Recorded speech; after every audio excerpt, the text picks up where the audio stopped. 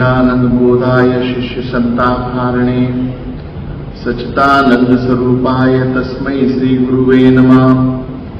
पीतांबरालं कृतपृष्ठभागं भस्मावगुण्ठा किल्लरुक्मदेहं विद्युत् सदा पिङ्गटाभिरामं श्रीदत्तयोगीशवनतोऽस्मि। ओम शांताकारं भुजगशयनं पद्मनाभं सुरेशं विश्वाधारं गगनसदृशं मेघवर्णं शुभांगं लक्ष्मीकान्तं कमलनयनं योगविद्यानागम्यं वन्दे विष्णुभवयं सर्वलोकैकनाथनं। श्रीमन्महागणाधिपतये नमः। श्रीलक्ष्मीनारायणाय नमः। उमामहेश्वराय नमः। शचीपुत्राय नमः। वाणी हृदयगर्भां नमः। माता पिताभ्यां नमः। इष्ट देवताभ्यो नमः। कुल देवताभ्यो नमः। ग्राम देवताभ्यो नमः। वासुदेवताभ्यो नमः। स्थान देवताभ्यो नमः। सर्वेभ्यो देवेभ्यो नमः। सर्वेभ्यो ब्राह्मणेभ्यो नमः। परम शंभुभ्यो नमः। सद्गुरु चरण कमलेभ्यो नमः। आदि गुरु चरण कमलेभ्यो नमः। अनादिकरण गुरुदेव नमः। ज्योति स्वरूप आदि शक्ति स्वरूप परम सिद्धाता चरण कमलेभ्यो नमः। सप्तऋषि नमः। सप्तादि तीर्थादि नमः। अहिल्याद्रि तारा द्रौपदी मंडोदरी नमः। परम पावन बाबा बगीची वाले नमः। बाबा बगीची के गुरुदेव नमः। श्री झूले वाले बाबा नमः। शिव बाबा नमः। नरसिंह भगवान की जय हो। सनातन धर्म की जय हो। नारायण परा वेदा देवा नारायण नारायण परा लोका नारायण परा मुहा नारायण परो योगो नारायण परम तप नारायण परम ज्ञान नारायण परा गति। श्री सद्गुरुदेव नमः।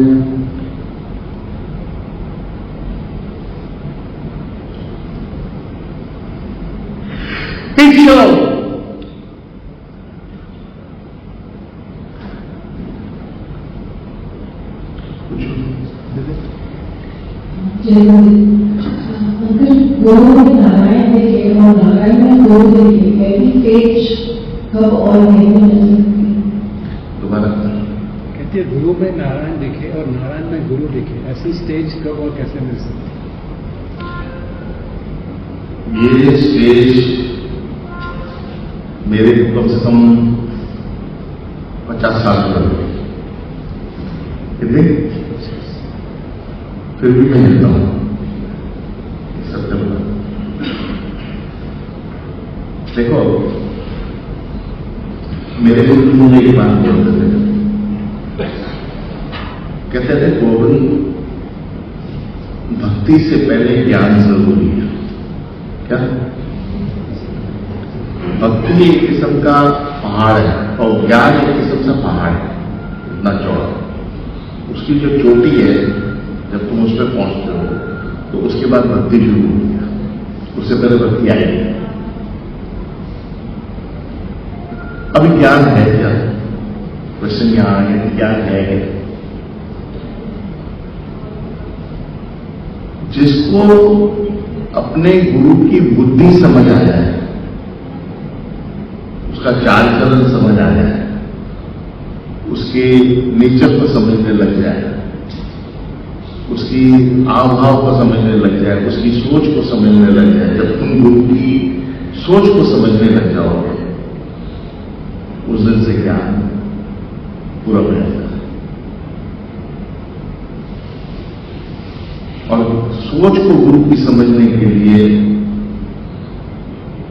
बहुत समय लग जाता है। क्यों लग जाता है? उसका कारण है कि हर गुरु के स्वभाव अलग होते हैं। आज गुरु गोविंदनाथ ले लो, उसका स्वभाव अलग था। गुरु मच्छंदर नाथ ले लो, उसका स्वभाव अलग था। गुरु बालकनाथ ले लो, उसका स्वभाव अलग था। गुरु नानक का स्वभाव अलग था। गुरु नानक के गुरु का स्वभाव अलग था। हमारे गुरु का स्वभाव अलग है। आज वृंदावन में इतने गुरु हैं, सबके स्वभाव है। भगवान कहता है जो मैंने तुमको गुरु दिया है तुम उसी का ही स्वभाव समझो। क्या? जो जैसे भगवान ने तुम्हें माँ बाप दिए हैं, तुम्हें अपने हर एक के माँ बाप का स्वभाव अलग है, सेम तो है, पर तुम्हें अपने माँ बाप को समझना है। क्या? अगर तुम समझ गए अपने माँ बाप को तो तुम भगवान को समझ गए इनडायरेक्टली। तो अपने गुरु के स्वभाव को समझना पड़ता है।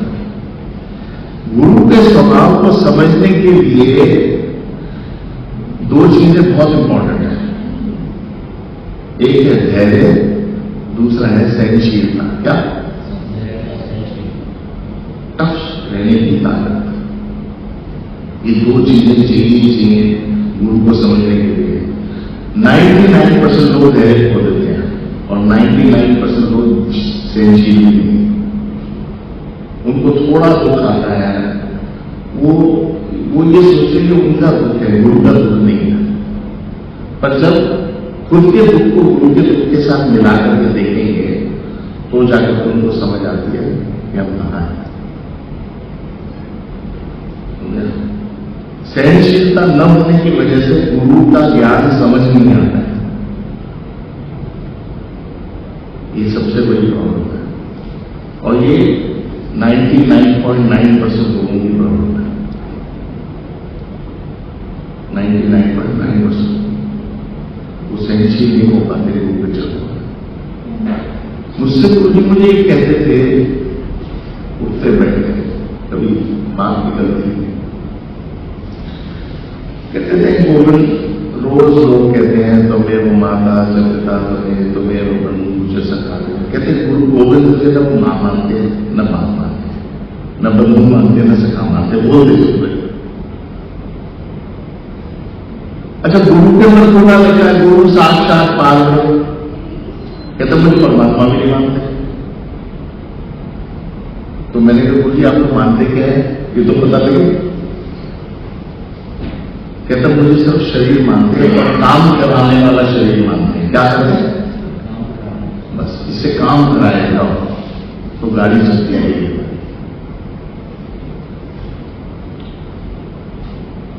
करेक्ट है। तो गुरु जी मुझे ऐसे समझाते थे।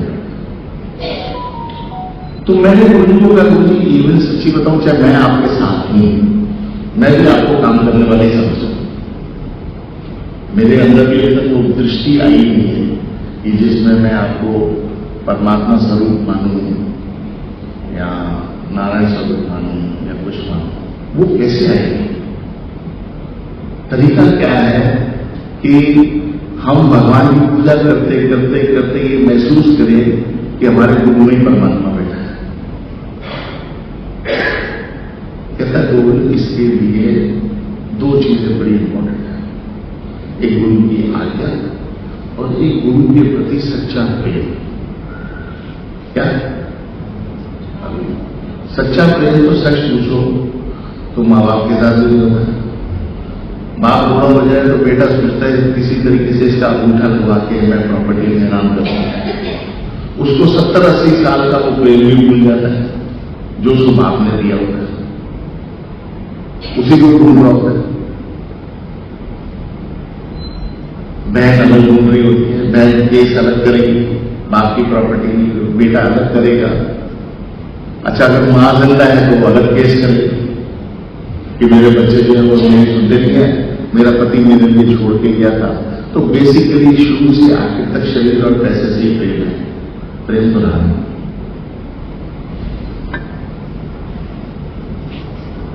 और है भी नहीं और था भी नहीं और रहेगा भी नहीं। तो मैंने कहा गुरु जी प्रेम करें कैसे? कहते प्रेम के अंदर तुम्हारे एक बात जरूर विश्वास करना पड़ेगा कि भगवान समय के आने पे मेरा काम कर देगा। ये फेथ तुम्हें रखना पड़ेगा। अगर तुम ये फेथ नहीं रखोगे तो तुम्हारी जिंदगी के अंदर प्रेम नाम की चीज रहेगी नहीं। मुझे अपने गुरु जी से बात करने में कभी कभी 6-6, 8-8 महीने निकल जाते हैं। कितने?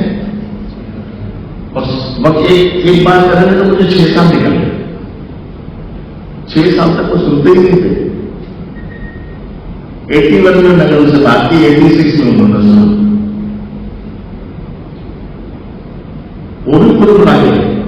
आचार्य बैठे, गोविंद जी मेरी बात थी 5-6 साल से मेरे अंदर चल रही थी, जब मैं बैठ के बात कर रही थी, तो मैंने आत्मा ही छोड़ दिया था। मैंने वो तो बात करेंगे नहीं इस बात में, छोड़ बात खत्म कर। तो इतना धैर्य तो रखना पड़ता है पहले। अब क्वेश्चन आपने पूछा कि भगवान के जो है वो गुरु के अंदर कैसे देखे, नारायण भगवान को गुरु के अंदर कैसे देखे, ये बहुत गहराई वाली बात है और अच्छी बात पूछी आपने। हमारे राजस्थान के अंदर एक औरत, एक भक्त होती थी, उसका नाम था सेजोबाई। क्या? उस सेजोबाई को कभी भी तुम YouTube पे जाना और सुनना, उस पे है, उसने भजन गाया था, राम तजों पर गुरु न विसार। कहती मैं भगवान को छोड़ दूंगी पर गुरु को नहीं छोड़ूंगी। उसने भजन गाया, बाका है, कभी सुनना ही नहीं कि मैं भगवान राम अगर मेरे दरवाजे जाए मैं उसको बाहर निकालूंगी पर मैं गुरु को नहीं निकालूंगी। तो वाकई ये क्या हुआ, उसने आसन बिछा रखा था कि मेरा गुरु आकर के बैठेगा आसन पे। इतने में दरवाजे में भगवान आ गए मिलने से। तो भगवान जब मिल गए तो कहती है कि आप क्यों आए हो? मैंने तो कभी आपको याद किया नहीं। कहती मैं इससे आया हूं क्योंकि तू गुरु को मानती है, मैं इससे आया। मुझे तो भगवान ने बोला तो मुझे अंदर आने को नहीं बोलेगी क्या? कहते आ जाओ अंदर, तो कंडीशन है कि मैं बैठाऊंगी नहीं आपको, क्योंकि मेरे पास आसन एक ही है मेरे गुरु के लिए, मेरे पास दूसरा आसन नहीं। इतने में गुरु आया, गुरु को उसने बिठाया, उसके पैर धोए, उसकी चरण पूजा की, सब कुछ भगवान खड़ा ही रहा। इतने में क्या किया, उसने पंखा पड़ा था, वो पंखा उठा के भगवान को पकड़ा दिया कि तू बैठ करके मेरे गुरु को पंखा दे। ये तेरा काम है, तू आए ही अंदर तो पंखा तो मेरे गुरु का। उसके गुरु का नाम था चरणदास। क्या नाम था? तो लोगों ने उससे पूछा कि मैं तुझे बता, तूने भगवान को छोड़ करके तू गुरु को मान ली और भगवान तेरे इधर आया है। कहती भगवान क्यों नहीं आएगा? जब मैं गुरु को मानती हूं तो भगवान को आना ही पड़ेगा, जाएगा काम। पहली कंडीशन तो ये। दूसरा सुनो, उसने बोला, कहते भगवान जो है काम, क्रोध, लोभ, मोह, अहंकार के साथ मिला करके इस धरती पे हमको फेंक देता है। क्या करता है? और गुरु बेचारा एक को निकाल करके वापस वहीं को नाम भेजता है। तो कहते गुरु बड़ा है भगवान का? कहता और मैं बोलू, कहता भगवान ने जन्म मरण के चक्कर में डाल करके हमारे को इस धरती पे भेजता है और गुरु जो है उस चक्कर को बाहर निकाल देता है। तो कहता गुरु बड़ा है भगवान बड़ा।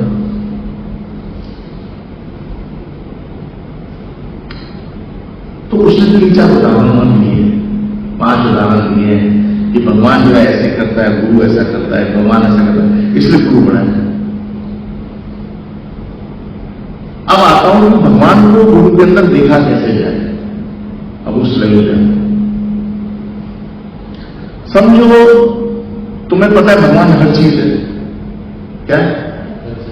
हवा भी हुई है, पानी भी हुई है, लाइट भी हुई है, तेज भी हुई है, तुम्हारा जो इस सृष्टि के अंदर जो भी चीज है वो सब भगवान है। क्या है? भगवान बात करेंगे।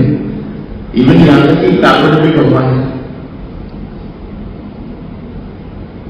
क्योंकि अगर खंभे में से नरसिंह भगवान निकल सकता है तो कार्पेट में से भी निकल सकता है, कार्पेट में से निकल सकता है, उसे बात होगी। कार्पेट का एक जो दाना है ना, छोटा बाल, उसमें से भी वो प्रकट हो सकता है, क्योंकि भगवान के अंदर सारी चीजें बनाई गई हैं।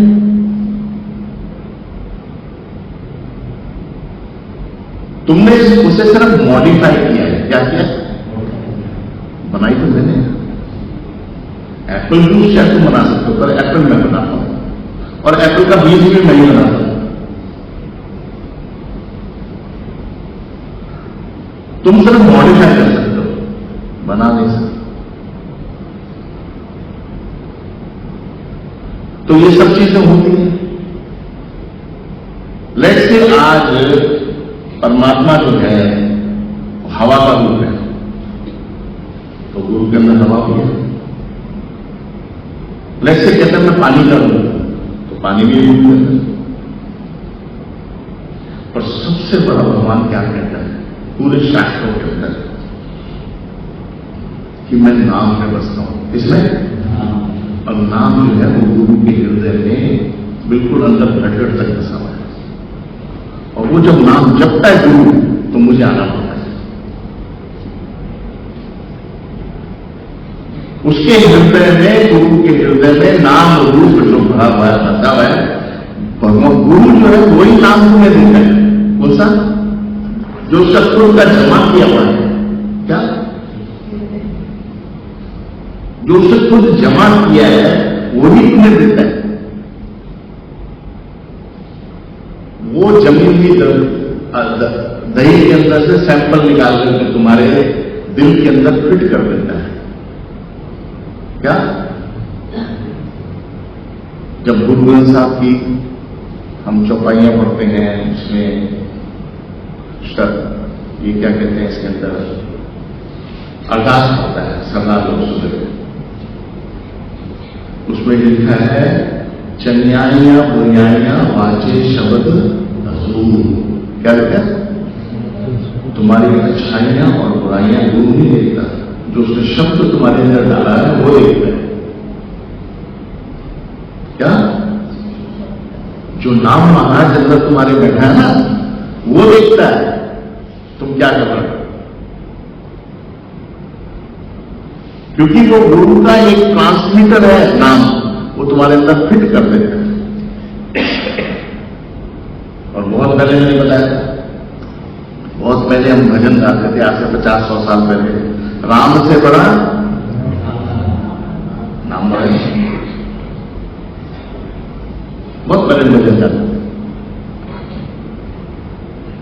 तो गुरु क्या है, उस नाम को तुम्हारे हृदय में फिट कर देता है, और वो नाम तुम्हारा साक्षी होता है। हर चीज में, उठने में, बैठने में, बात करने में, तुम्हारे कपट में, तुम्हारे छल में, तुम्हारी लालचों में, सब में वही बैठा हुआ साक्षी होता है। तुम्हारी सोच में हर जगह वो साक्षी होता है।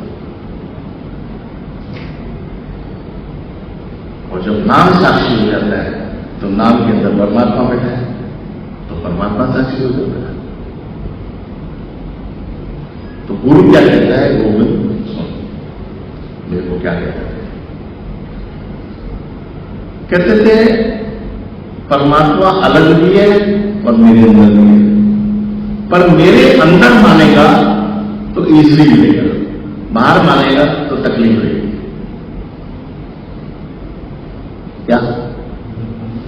मैंने कहा जी दूसरा तरीका बता दो, सपोज नहीं होता मेरे से ये, तो कोई तो तरीका बता दो। तो कहता है गोविंद तेरा काम भगवान से कोई लेना देना नहीं, तेरा काम ही गुरु से, तू गुरु ने मांगा खत्म करना, मेरा काम होगा जब मैं मर्जी भगवान को दिला दूंगा तेरे को, तू क्यों अपना स्ट्रेस करता है? तेरा भगवान से कोई लेना देना है क्या? मैं कहा नहीं, तेरा गुरु से लेना देना है, तू गुरु को पकड़ना। खाना पीना उठना बैठना शिकायतें सब गुरु के साथ है, और जपोगे भगवान का नाम, क्यों जपोगे?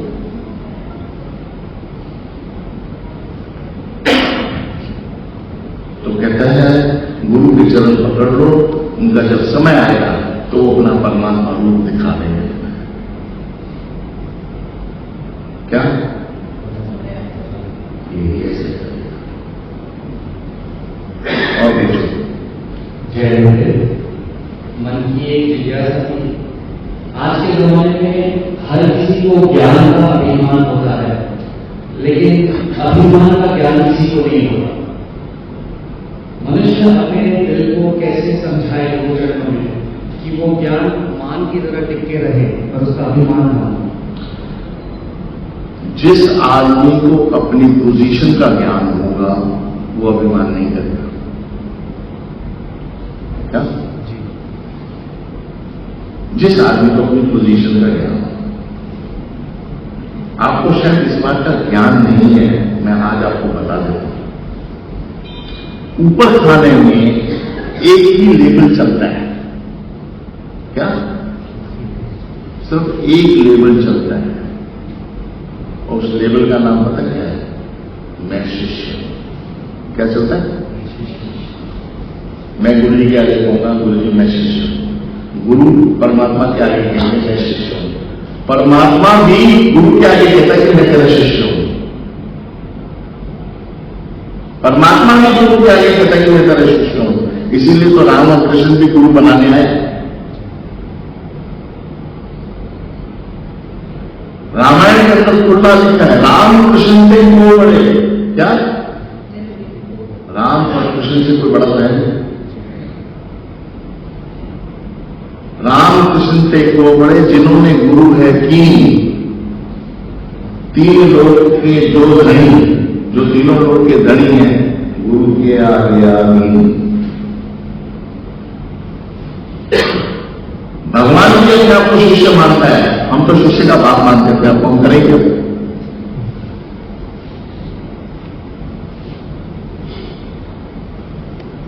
हम शिष्य के ऊपर चले जाते हैं।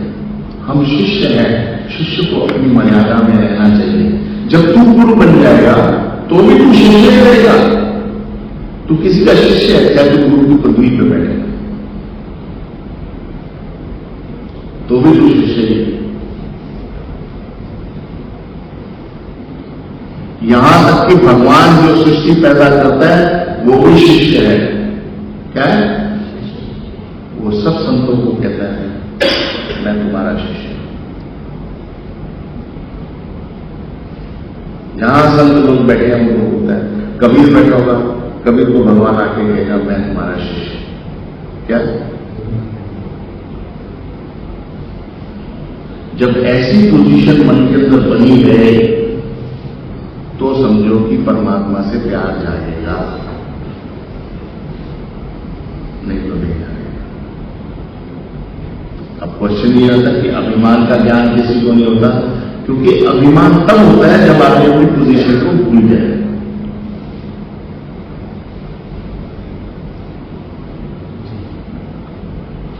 क्या? तो ये सिंपल तरीका। और कुछ? गुरु पार ब्रह्म है, ठाकुर पूजा की है। क्या कहते हैं? गुरु पार ब्रह्म है, उसके बारे में बताइए। तो हम ठाकुर पूजा करते हैं, तो हम ठाकुर पूजा क्यों करते हैं? फिर सबको अभी एक मेरी बात सुनो। अगर तुम्हारे को परमात्मा पाना है तो तुम्हारे को गुरु को ही परमात्मा मानना पड़ेगा, नहीं तो परमात्मा कभी नहीं मिलेगा। भूल जाओ इस जिंदगी के अंदर तुम्हें कभी मिलेगा। इवन कबीर ने लिखा है गुरु गोविंद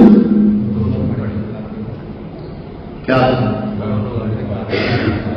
उसने अपने गुरु को माना तभी कहता मुझे गोविंद मिला।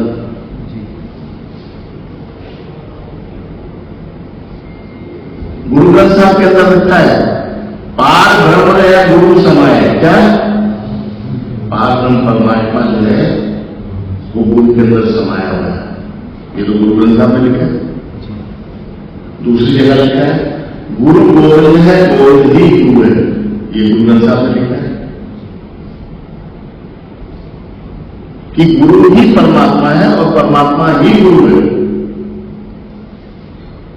दोनों एक दूसरे के अंदर इंटरलिंक्ड है।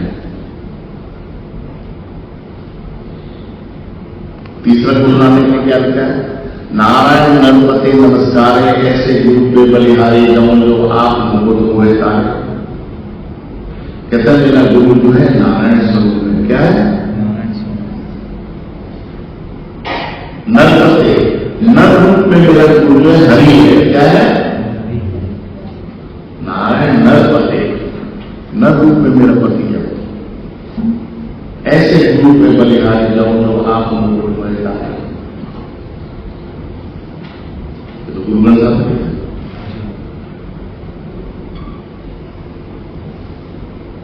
भजन है, कभी यूट्यूब पे सुन लेना, नर हरि चंचल है मत तेरी, कैसे भक्ति करूं मैं तेरी।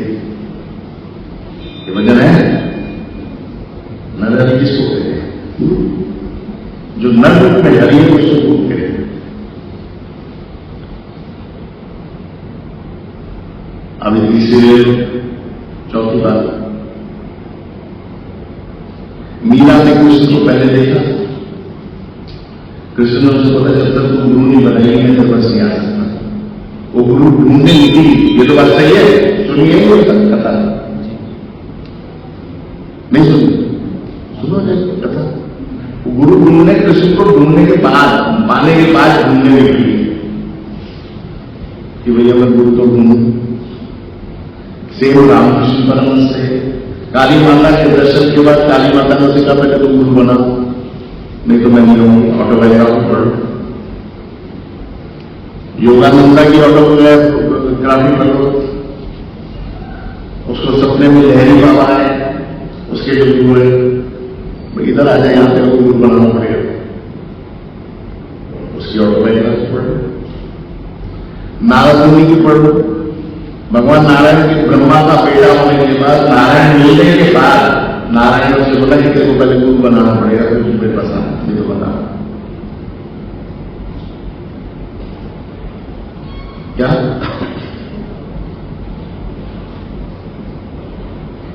तो गुरु ने भवन नहीं था, उन्होंने कोई बिना गुरु के भवन नहीं कोई कर नहीं सकता।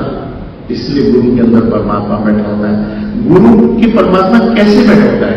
गुरु की आज्ञाओं में परमात्मा बैठा होता है। इसमें आपने संत देखे नहीं, मैंने देखे हैं जिंदगी में। मैंने एक संत देखा था, उठते बैठते वो पीता था, चलो मैं वहां था भर्तगी घाट पे अपने गुरु जी के साथ बैठा होता था। बहुत बड़ा संत अपना फकीरी में बैठा रहता था, चिलम पीते हुए सिर्फ एक अक्षर यूज करता था, आदेश। क्या यूज करता था? आदेश। बस बैठे बैठे हाँ 10 मिनट 15 मिनट के बाद यूज करता था आदेश। क्या? और गुरु ग्रंथ साहब में भी आता है, हट दर्शन आदेश कराया। कभी पढ़े गुरु ग्रंथ साहब में आता है, वो सिर्फ आदेश का यूज करता था बस। मैं जब गुरु जी के साथ कार में बैठा, मैंने कहा गुरु जी मुझे तो ये समझ नहीं आती आदेश का मतलब क्या होता है। कहता है गोविंद ये लोग गुरु के आदेश को तरस में, इनको पता है भगवान गुरु के आदेश में बैठा होता है। इसमें भगवान के ही, भगवान गुरु के आदेश में, और हम आदेश को बयान समझते हैं।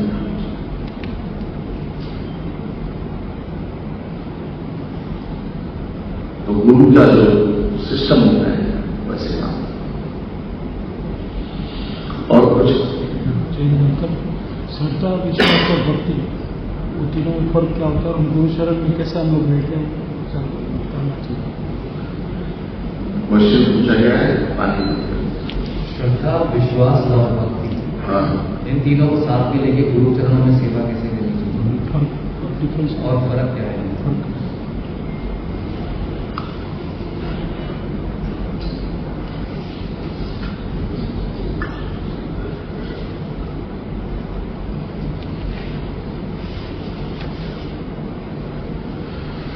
आस्था, विश्वास, श्रद्धा, भक्ति, ये 4 चीजें चाहिए गुरु के साथ। आस्था कहते हैं रिलाइंग पावर। क्या कहते हैं? Relying power. तुम गुरु पर रिलाय कितना करते हो, ये पहला। अगर तुम्हारी रिलाइंग गुरु पे नहीं है तो बाकी 3 चीजें तो फेल है। और 99% लोग रिलाय नहीं करते, गुरु की बात को घुमा देते हैं।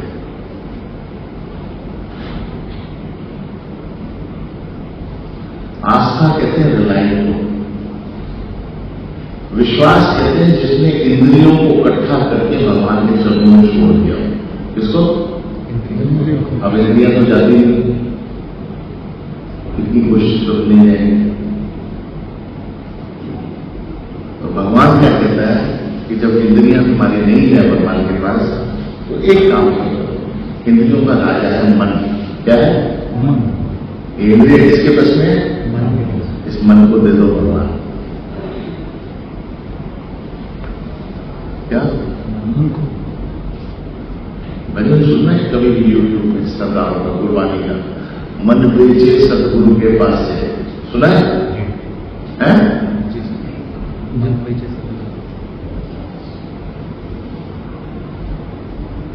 जिसने अपना मन बेचा हो गुरु के चरणों में, उसको बेफिक्री रहती है। क्या रहती है? मस्त रहता है। ठीक है, चलो जो हुआ होगा। तुम मन बेचो और मन के साथ सारी इंद्रियां चली जाएंगी अपने आप। मन के साथ हाथ भी चले जाएंगे, टांगे भी चले जाएंगे, आंखें भी चले जाएंगे, कान भी चले जाएंगे, मुंह भी चला जाएगा, सब चला जाएगा।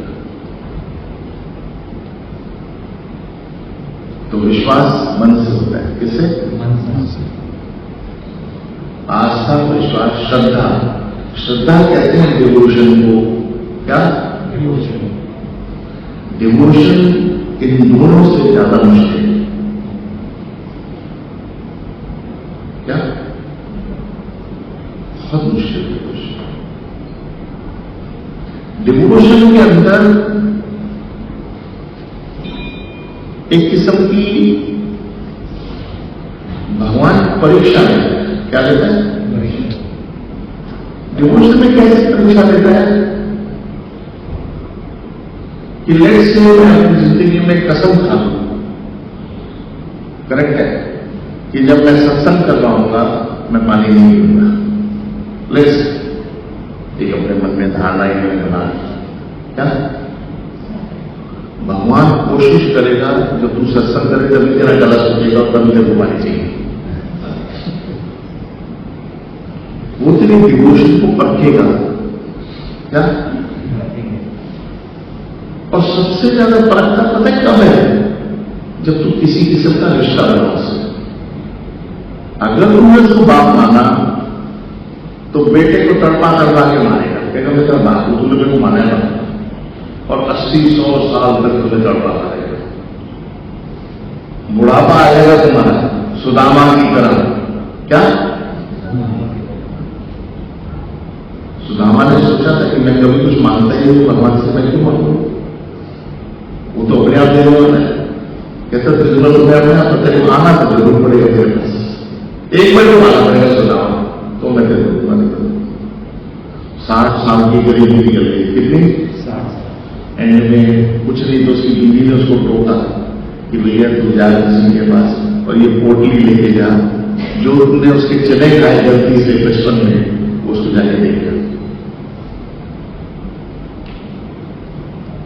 क्योंकि जब वो चने उसने खाए जो उसको गुरुमा ने दिए थे कि कृष्ण को भूख लगे तो तू उसको खिला देगा। क्या? उसने खुद खा के बरसात आ गई। भगवान परीक्षा तो लेता ही है। जब कृष्ण ने पूछा मेरे चने कहाँ हैं, सत्तू का है, जो भी है, कहता है मैंने तो खा लिया। तो गुरुमा ने श्राप दे दिया। पता क्या श्राप दिया? तूने किसी का हक खाया, ये तूने किसी का हक खाया। चलो 60 साल की गरीबी देखी। गरीबी देखने के बाद जब एक दिन उसकी पत्नी ने उसको टोका, पता है क्या टोका? वो बहुत एक कहावत है उसके अंदर। टोकने के अंदर ये कहा कि जब से मैं शादी करके आई हूं तब से मैंने तेरे घर में टूटे बर्तन ही देखे हैं। क्या देखे? टूटे बर्तन। आधी कटोरी होती थी टूटी हुई और आधी थाली और आधा चम्मच और कढ़ाई हुई जिसमें 6 हो। मैंने तो यही देखा जब से मैं शादी करके आई हूं। और तू कहती है तेरा कृष्ण जो बड़ा दयालु है, तेरे को सब कुछ दे सकता है, ये कर सकता है, तो कृष्ण से मांग ले। कहता मैंने आज तक मांगा नहीं, मैं कैसे मांगू? बड़ी हिम्मत करके उसने पोटली मांगी और लेके चला सकता। तब कृष्ण ने कहा कि जो तूने मेरा हाथ खाया था, पहले मुझे खाने दे।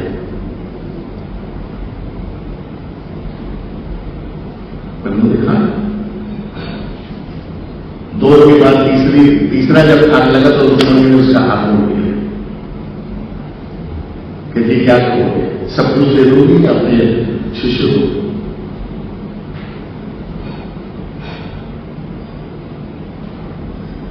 तो फिर जब तक वो वापस गया सुदामा अपने घर पे, तो सुदामा पूरी द्वारका से डबल हुई। कितनी? जो द्वारका की एरिया थी उससे डबल सुदामापुरी थी जब सुदामा वापस गया।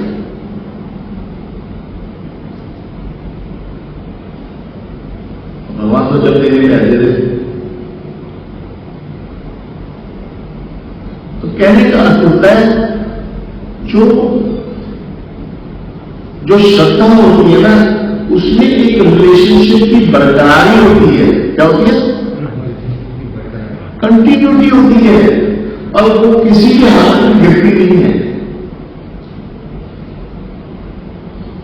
अगर मीरा ने कृष्ण को अपना पति माना है, चाहे उसको 400 साल हो जाए, आज भी वो पति ही मानती है, चाहे कृष्ण उसको माने या नहीं माने।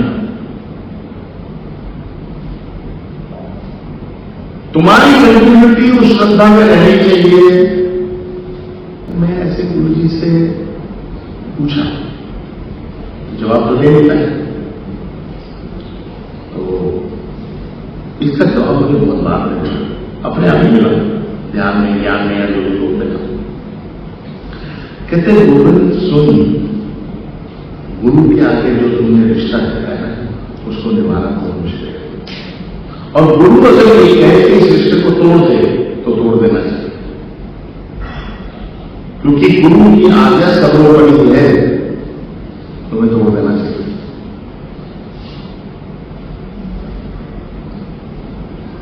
रिश्ता टूटा नहीं बात। तो मैं दिल में बैठ करके जब मैं संकल्प करता था, बैठ करके सोचता था, मुझे गुरु जी एक बात बताते थे अंदर ही अंदर, कहते थे जितने भी संकल्प हैं वो तुमने अपने मन मर्जी के बनाए हैं, है नहीं, कोई गुरु का आदेश नहीं, कोई भगवान का आदेश नहीं, तुमने अपने मन मर्जी से बनाए हैं। भाई मैं धोती पहन के ही भगवान के पास जाऊंगा, ये तो तुमने बनाया, भगवान ने तुम्हें कहा है।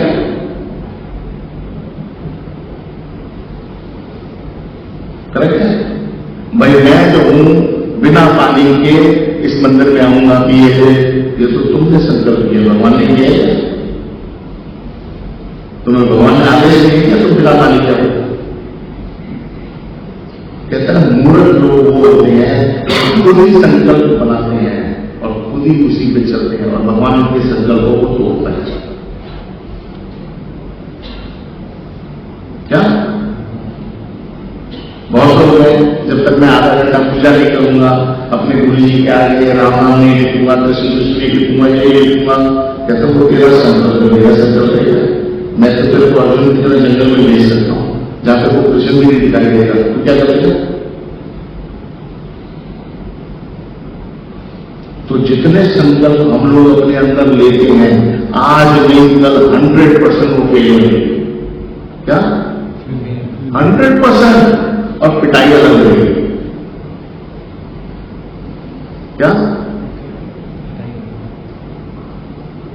क्योंकि संकल्प सिर्फ गुरु का ही काम करता है और परमात्मा का काम करता है, तुम्हारा काम ही नहीं करेगा।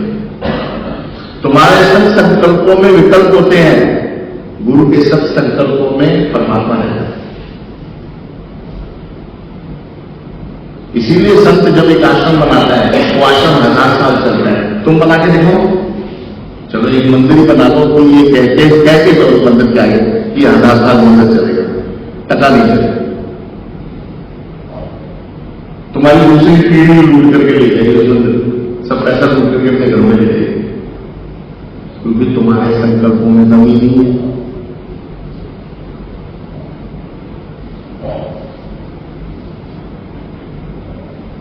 तो आस्था सब संकल्पों को निचोड़ करके एक गुरु के चरण में रहता है, उस रिश्ते को मेंटेन करता है।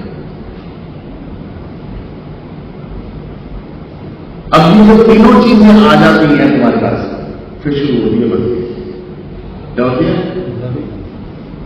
अब भक्ति किसे कहते हैं? तरसना। किसे? एक किस्म से समझो तरसना, अपने भगवान के लिए तरसना, उसको बोलते हैं। ये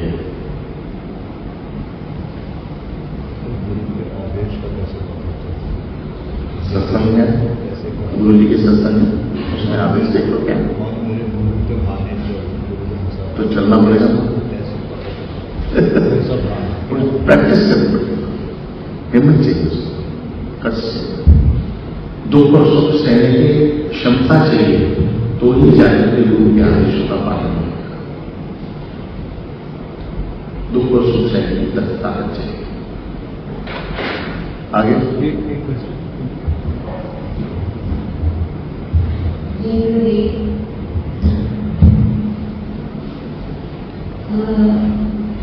हमारे हिंदू शास्त्रों में जीवन की हर समस्या का साधन है, लेकिन असली परीक्षा तब होती है जब हम सही उदाहरण चुनें और सही शिक्षा को अपनाएं। इंसान स्वभाव अक्सर उसी रास्ते को चुनता है जो हमारे फायदे में हो, तो हम कैसे सही रास्ता चुने? बहुत अच्छी बात है। ये धर्म और अधर्म का है कि कैसे पता लगे जो रास्ता चुन रहे वो धर्म बने या अधर्म बने, कैसे पता लगे इस बात का कि जो भी रास्ता तुमने चुना है वो धर्म की ओर ले जा रहे हैं या अधर्म की ओर ले जा रहे हैं।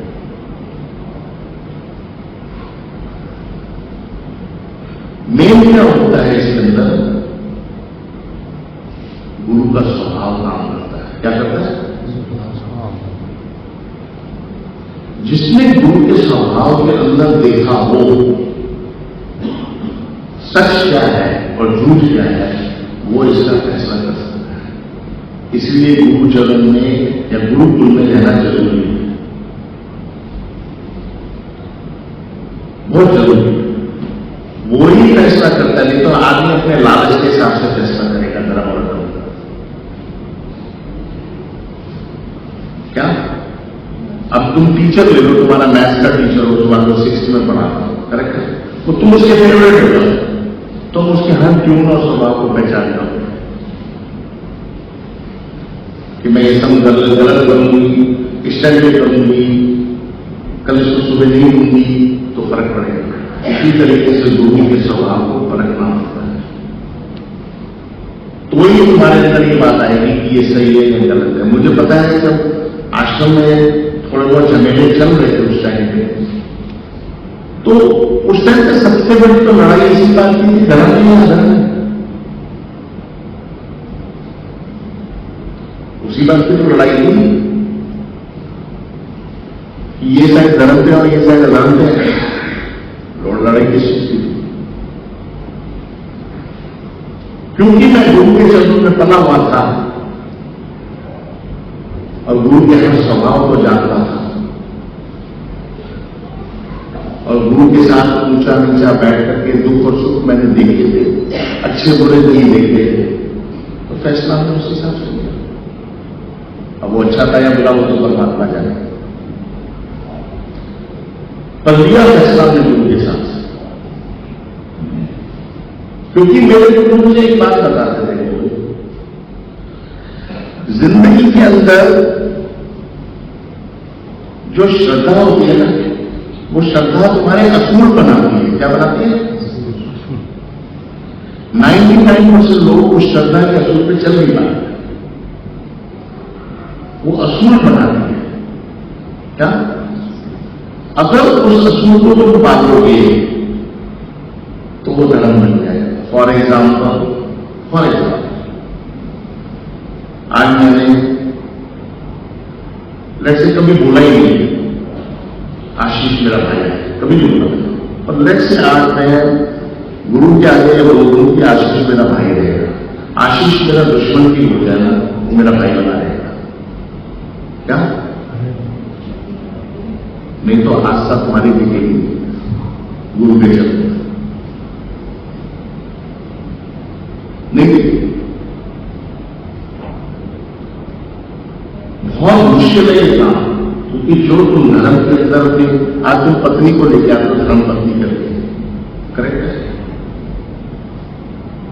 उसके साथ 7 कसमें खाई जाती है वहां करा के, एक कसम नहीं पूरी करता। पूछो करते हैं?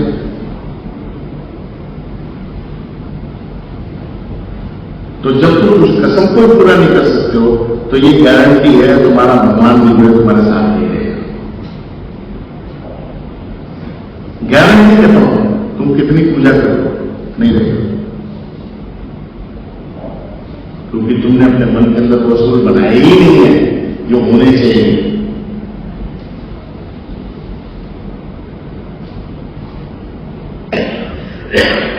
आस्था उस पर डिपेंड करती है असूलों पे। अगर तुम्हारी आस्थाओं के असूल ही गिरते रहेंगे तो गुरु के प्रति ही नहीं रहेगी, दिखावे के लिए रहेंगे पर रहेंगे।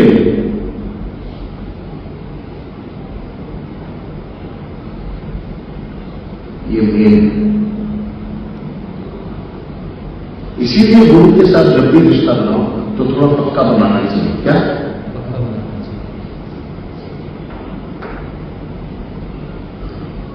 पक्का रिश्ता तब बनेगा जब आदमी में धैर्य और सहन शक्ति हो, इसमें नहीं तो नहीं बनेगा पक्का रिश्ता। बस हो गया, बोलो। कहते हैं कि गुरु अपने शिष्य को आदेश, निर्देश और दृष्टि से पालता है। बेसिकली हम तीनों से दूर हैं यहाँ पर, तो ऐसा क्या हम अपने लाइफ में नाम महाराज पालता है। कौन पालता है? महाराज, नाम महाराज। नाम महाराज किसको कहते हैं? जो नाम तुम्हें मिल रहा है वो पालता है। कैसे?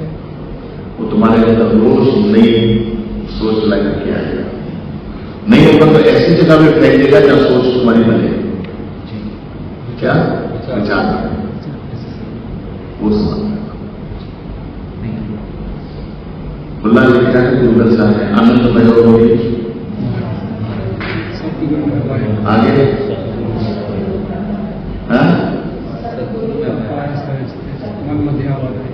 बताइए, किससे बताइए? लोगों ने कि तेरे को गुरु मिला है।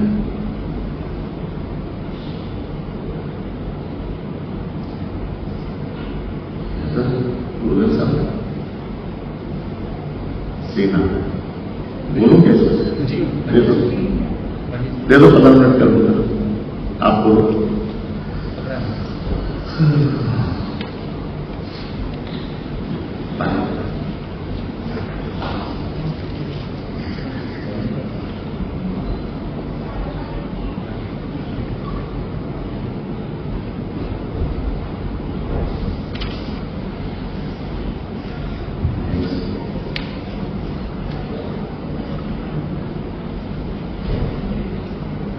भगवान श्री कृष्ण भागवत अध्याय में 6वें और 7वें श्लोक में कहते हैं, यहाँ पर भगवान ने स्पष्ट कहा है कि जो भक्तजन अत्यंत भाग्यशाली हैं कि भगवान उनका इस सागर से तुरंत उद्धार कर देते हैं। दोबारा बोलो, मैं समझा। भगवान ने यहाँ स्पष्ट कहा है 6वें 7वें श्लोक में, वह भक्तजन अत्यंत भाग्यशाली हैं कि भगवान उनका इस भव सागर से तुरंत ही उद्धार कर देते हैं। कहता है वो भक्त बहुत भाग्यशाली होते हैं। कौन से भक्त? जो भगवान के प्रति समर्पित हो, उन्हें उनको भगवान पार कर देता है। अभी पार करने के 100 तरीके हैं। क्या एक तरीका नहीं है? हम सोचेंगे भगवान जो फोटोकॉपी है, जो तेरे साथ था वो उसके साथ है, ऐसा नहीं है। आज उन्होंने जब मुझे ज्ञान दिया है, किसी और को कुछ और दिया होगा। आज हनुमान को शक्ति दी, पर अर्जुन को कुछ और दिया, भीम को कुछ और दिया, युधिष्ठिर को उसने कुछ और दिया, और सबकी मंजिल। इसलिए जरूरी नहीं है जो गुरु ने मुझे दिया वो तुम्हें दे, ऐसा नहीं है। उसका देने का तरीका डिफरेंट हो सकता है। जो मुझे मिला है, जरूर थोड़ी जितने सारे शिष्य उनको भी सेव मिला हो। आज गुरु गोरखनाथ भी शिष्य था, जरूर थोड़ी उसको सेव मिले, उसको डिफरेंट वे से मिला हो, पर अंत सबका एक है। आगे चलते अटका गया, निकल गया वो कागज दे दो, कागज निकल गया, बारवा से आता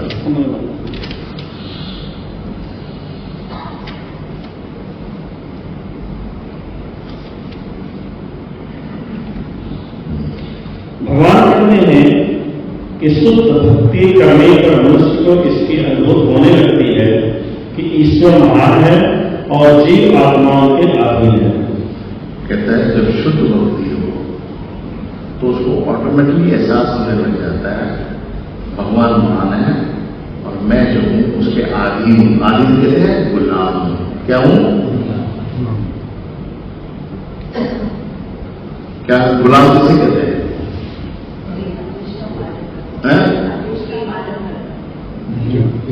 गुलाम बिका हुआ जो नौकर। बिका हुआ नौकर। दो किस्म के नौकर होते हैं, एक होता है नौकर, एक होता है चाकर। चाकर कहते हैं जो बिक चुका हो, जिसको जब मर्जी मालिक रोटी दे खाएगा, जब मर्जी उठाएगा, जब मर्जी बैठाएगा, उसको रात को 12 बजे बुला सकता है।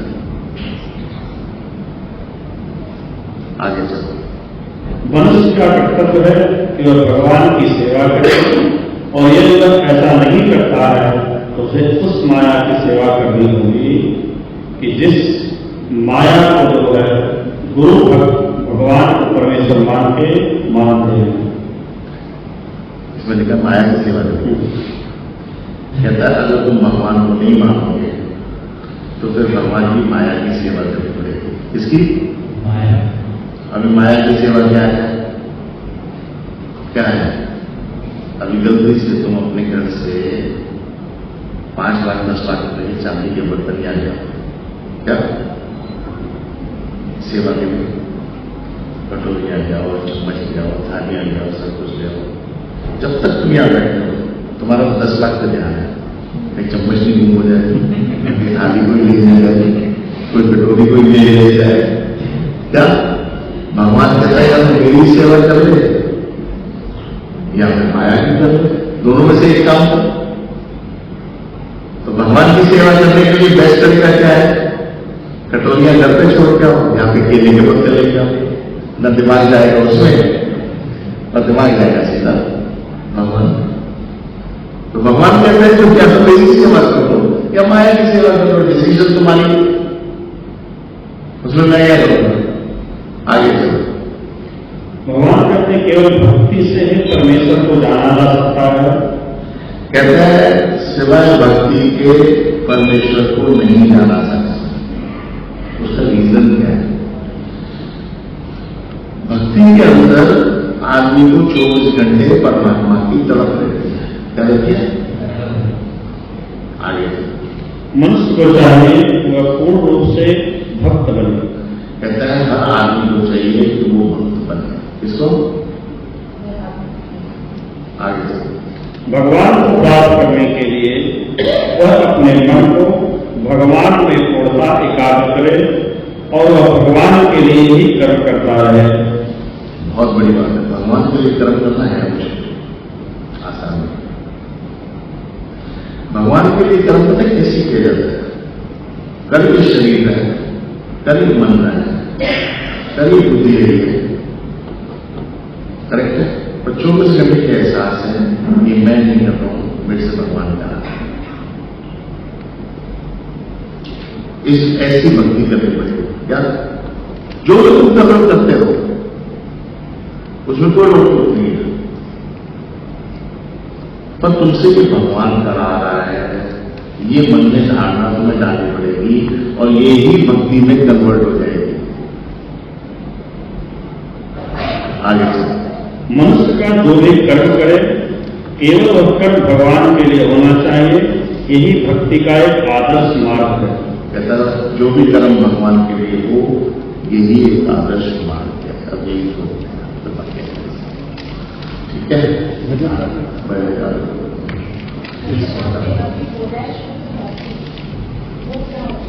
शुद्ध भक्ति के अंदर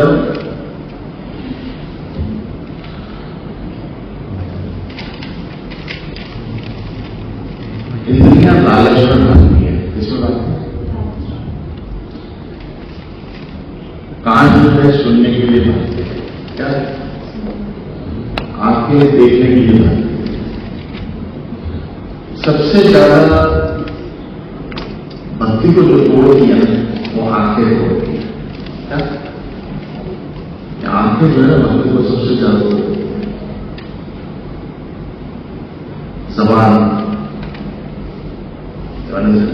जो भी इंद्रियां हैं ये अशुद्ध कब होती हैं जब इनको किसी लालच की ओर बनाया जाए, क्या लुलुता की ओर बनाया जाए तो ये अशुद्ध हो जाए। तो इनको शुद्ध करने के लिए एक ही तरीका है। अभी कान से या तो तुम किसी की बुराई सुनो या भजन सुनो, वो तो तुम्हारे हाथ में, दोनों में से तुम्हारे हाथ में। आंखों से तुम अच्छा देखो या बुरा देखो ये तुम्हारे हाथ में। जबान से तुम अच्छा बोलो या बुरा बोलो ये तुम्हारे हाथ में। तो ये जो तुम्हारे हाथ वाली जो चीजें जो काबू होती हैं वो अगर सही तरह से यूज हो तो वो भक्ति शुद्ध हो जाता है। क्या हो जाता है? और हर चीज को बहुत नापतोल करके ही समझना चाहिए। अगर उसकी समझ नहीं आती है तो वो आदमी को जो है एक किस्म से अशुद्धि की ओर ले जाती है। बहुत चीजें हैं जिंदगी के अंदर, जैसे आदमी की आंखें हैं, करेक्ट है। अगर आंखों के अंदर वो बस ही क्या है कि मुझे सुंदरता ही देखनी है, तुम्हारे अंदर बस क्या है, या मुझे सफाई देखनी है, समझ। अब तुम्हें हर जगह सफाई देंगे, यहाँ तो बच्चे भी सफाई करेंगे, पर तुम अपनी बुद्धि को समझा नहीं पाओ कि बच्चे हैं, इनके जाने के बाद मैं सफाई करूंगी, फिलहाल मुझे ये सफाई नहीं है। और उस सफाई को, बेसफाई को देख करके हम इरिटेट होते रहते हैं। तो हमारी जो इंद्रियां है उसको काबू रखना पड़ेगा समय के हिसाब से कि इस वक्त जरूरी, इस वक्त जरूरी नहीं है। वो शुद्धि जो है वो उनके शब्दों में होनी चाहिए। क्या वो शुद्धि होनी चाहिए? बहुत तरीके से समझा सकता हूं और मैं एक तरीके से समझा सकता हूं। जैसे एक किस्म से लोग यहां पे आते हैं पूजा करके, करेक्ट है। अभी कोई सेब लेके आया, कोई केला लेके आया, कोई कुछ लेके आया, करेक्ट है। तुम घर में से खिचड़ी ले आए, करेक्ट है। अब खिचड़ी जो है तुमने फिलहाल बिना शुद्ध वाली कढ़ाई के अंदर बना दी, जिसको शुद्ध नहीं है। पर अगर तुम्हारी श्रद्धा शुद्ध है तो वो कढ़ाई शुद्ध हो जाएगी। क्या? अगर तुम्हारी श्रद्धा शुद्ध है तभी तो शबरी ने झूठे बेटे भी गुलाम को खिला दिए। परमात्मा तुम्हारी श्रद्धा की शुद्धि देखता है। क्या? तो किसी चीज में भी अशुद्धि हो जाए तो छोड़ देनी चाहिए, तो उसमें कोई तर्क नहीं रहता।